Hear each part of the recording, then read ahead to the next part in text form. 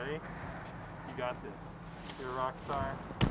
3, 2, 2.5, 1.253.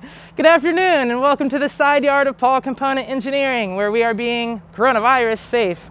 Today we're going to talk about our Racer and Racer-M bridge conversion kits.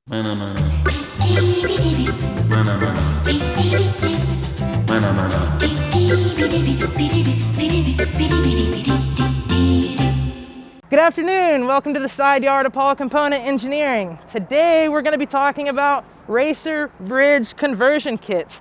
So one of the reasons we decided to put this up on the web page is because you might have a braze-on Racer and you might want it to be recessed. Or you might have bought a recessed Racer and you might want to put it on a bike that calls for a nutted Racer. In that case, we made these conversion kits so that they're easy to apply. In other words, the reason we don't just send you the bolts and the hardware is because, for one, they might not be specific for what you're dealing for. And number two, these bolts are permanently Loctited, which means we take the responsibility, we take the liability. We don't want to send out Loctite to you. We don't want you to have to deal with the torque or specs or anything like that. We want it to come to you safe in a product that's ready to use.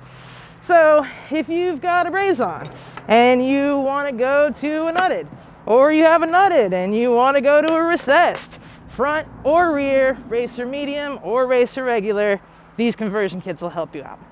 If you have any questions, paulcomp.com, and look for center mount racers, and you'll see our conversion kits, and you can take any racer brake you have in the 3 different styles, 3 different colors, and convert it to any other racer.